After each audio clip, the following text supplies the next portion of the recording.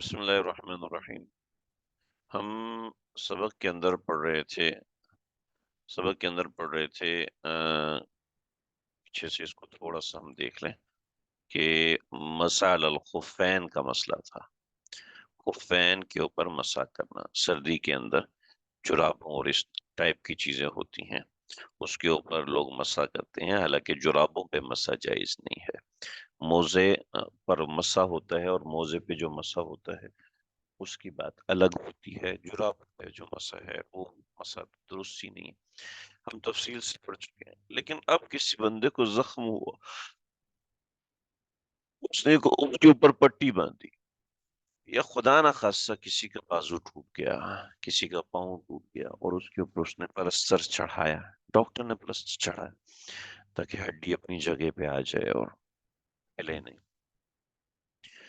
تو اب ایسے مقامات پہ مسح کا کیا معاملہ ہے، اس کا یہاں پہ ذکر آ رہا ہے۔ جی، کسی کے ہاتھ یا پاؤں پھٹ گئے، اس میں موم، روغن یا کوئی دوا بھر لی۔ آج کل دوائی بھرتے ہیں، پہلے لوگ موم بھر دیا کرتے تھے، موم بتی ہوتی ہے نا، اس کا موم لے کے اس کو بھر دیا کرتے تھے، تو اس میں تھوڑی سی چکنائی ہوتی تھی، وہ اس جگہ کو نرم کر دیتی تھی، اور نرم کرنے کے بعد وہ آپس میں جگہ آہستہ آہستہ چپک جاتی تھی، اور یہ ہوتا تھا۔ یا روغن، روغن کا مطلب ہے کوئی تیل وغیرہ، کھانے کا تیل جو ہوتا تھا اس کو روغن کہتے تھے۔ یا کوئی دوا بھر لی، اس کے نکالنے سے ضرر ہوتا ہو تو اس کو نکالے بغیر اوپر ہی پانی بہا دیا جائے تو وضو ہو جائے گا۔ لیکن اگر پھٹن کے اندر پانی پہنچانا نقصان نہ کرتا ہو تو موم کو نکال کر پانی پہنچانا فرض ہے۔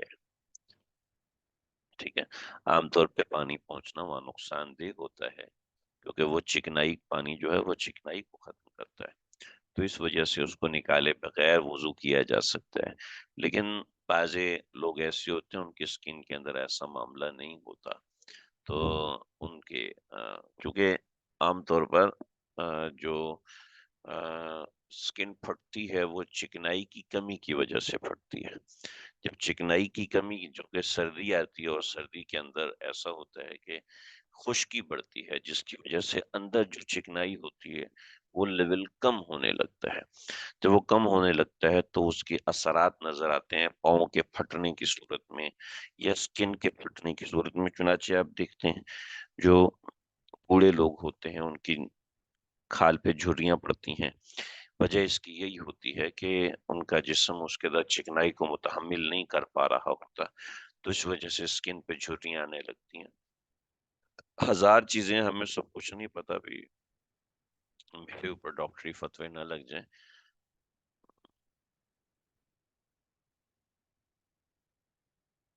دیکھیں میری بات پوری ہو جانے دیں، اس کے بعد دیکھ لیجیے گا۔ تو دیکھیں تو یہ چونکہ سکن میں چکنائی نہیں ہوتی تو اس وجہ سے باہر کے ذریعے سے ویزلین لگاتے ہیں، موم بھر دیتے ہیں، روغن لگا لیتے ہیں۔ پہلے ہمارے زمانے میں گریس لگاتے ہوتے تھے، یعنی گریس لگا لیتے تھے، اس سے وہ چکنائی ختم ہو جاتی تھی اور جگہ کافی بہتر ہو جاتی تھی۔ تو یہ ہے، جگہ اس سے ہارڈ بھی ہو جاتی تھی۔ آج کے زمانے میں ویزلین لگاتے ہیں، یا کوئی جو ہیل کے لیے ہوتی ہیں وہ دوائیاں لگاتے ہیں۔ اگر اس کو ہٹانے سے نقصان ہونے کا اندیشہ ہے تو نہ ہٹائے، اور اگر نقصان ہونے کا اندیشہ نہیں ہے تو پھر اس کو ہٹا کے پانی پہنچانا فرض ہے، چاہے اس کی عمر 10 سال ہے، چاہے اس کی عمر 50 سال ہے، چاہے اس کی عمر 80 سال ہے۔ ٹھیک ہے جی، سب کے لیے احکامات یہاں برابر ہیں۔ ہاں، اگر کوئی بندہ معذور ہے تو اس کے لیے پھر مسئلہ الگ ہے۔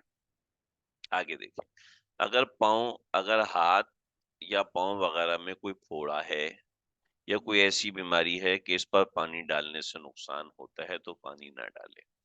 وضو کرتے وقت صرف بھیگا ہاتھ پھیر لے، اس کو مسح کہتے ہیں۔ اور اگر یہ بھی نقصان کرے گا تو ہاتھ بھی نہ پھیرے، اتنی جگہ چھوڑ دے۔ دیکھیں یہ مسئلہ بہت اہم ہے، بڑا ضروری ہے، لیکن اس ضروری ہونے کے ساتھ ساتھ ایک بات ذہن میں رہے کہ بھئی یہ مسئلہ اتنا سا پڑھ لینے سے ہم اور آپ مفتی نہیں بن جائیں گے، لہٰذا سب کو مسئلے بتانا شروع نہ کر دیں۔ بھئی یہ بڑا ہمارے اندر مسئلہ پایا جاتا ہے کہ دو کتابیں پڑھی نہیں اور جناب لوگوں کو مسائل بتانا شروع کر دیتے ہیں. اگر زخم پر پٹی بندھی اور پھر میرے پاس کئی لوگ ہیں، جی مجھ سے اس نے مسئلہ پوچھا، میں نے آپ سے کیوں پوچھا جی؟ پتہ نہیں کیوں پوچھا جی. اس لیے پوچھا کہ آپ لوگوں کو مسئلے بتاتے ہیں، اور آپ جب لوگوں کو مسئلے بتاتے ہیں تو لوگ آپ سے پوچھتے ہیں، اور آپ کا کرائیٹیریا بھی مسئلے بتانے والا ہے نہیں. جی میں نے فلاں کتاب سے دیکھ کے بتایا، فلاں کتاب سے دیکھ کے بتایا. مسئلہ بتانا کوئی اتنی آسان چیز نہیں ہوتی ہے، لیکن بس چونکہ ایسے لوگوں کو جاہ چاہیے ہوتی ہے تو ہم اس کا کچھ کر نہیں سکتے. اس کا دھیان رکھیں جی، مسئلہ خود سے کسی کو نہ بتائیں. تھوڑی سی بات اوپر نیچے ہوگی تو مسئلہ تبدیل ہو جاتا ہے. یہ ایک عمومی حالات بیان کی گئی ہے، اور عمومی حالات میں یہ مسائل ہوتے ہیں. یعنی یہ عام طور پہ 100 میں سے 70-80 لوگوں کو اس نوعیت کا مسئلہ ہو جاتا ہے، تو مسئلہ پتہ ہونا چاہیے، لیکن دوسروں کو خود سے نہ بتائیں. اگر زخم پر پٹی بندھی ہو، پٹی کھول کر زخم پر مسح کرنے سے نقصان ہو، یا پٹی کھولنے باندھنے میں بڑی دقت اور تکلیف ہو، تو پٹی کے اوپر مسح کر لینا درست ہے. اور اگر ایسا نہ ہو تو پٹی پہ مسح کرنا درست نہیں، پٹی کھول کر زخم پہ مسح کرنا چاہیے.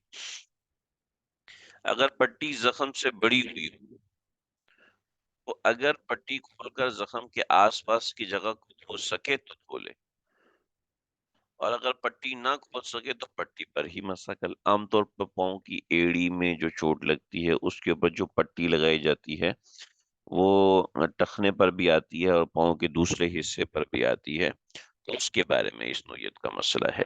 لیکن آج کل ایسی بینڈیجز آ چکی ہیں کہ جو چپک جاتی ہیں، لہٰذا اس پٹی کو کھولنا چاہیے. ہر بندے کے لیے مسئلہ الگ ہے. ہڈی کے ٹوٹ جانے کے وقت پلستر باندھتے ہیں، اس کا بھی یہی حکم ہے کہ اس کے اوپر ہاتھ پھیر لیا کرے.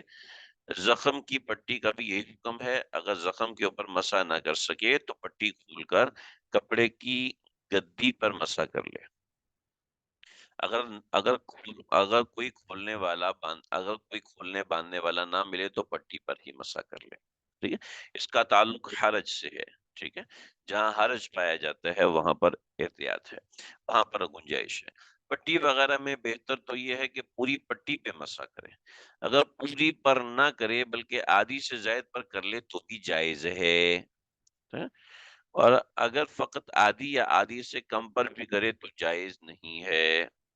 ٹھیک ہے جی، آدھی سے زیادہ پٹی پہ مسح ضروری ہے، اور پوری پہ کر لینا سنت ہے. اگر زخم ٹھیک ہونے سے پہلے پٹی کھل کر گر جائے تو دوبارہ باندھ لے، اور وہی پہلے والا مسح باقی ہے. اگر دوبارہ مسح کرنے کی ضرورت نہیں. اگر زخم ٹھیک ہو گیا اور پٹی باندھنے کی ضرورت نہیں رہی تو مسح ٹوٹ گیا. اب صرف وہی جگہ دھو کر نماز پڑھے، پورا وضو دہرانا ضروری نہیں ہے. ان سب باتوں کے اندر ماہر ڈاکٹر کی رائے ہوتی ہے. یہ ساری ڈاکٹر کی رائے کے اوپر موقوف ہوتا ہے، ایسا نہیں ہے کہ ہم خود سے فیصلہ کریں. فوم کے موزوں اور جوتوں پر مسح کا حکم، یہ ایک آخری بات ہے اس مسح کے متعلق. موزوں پر مسح کرنے کے لیے 3 شرطیں ہیں.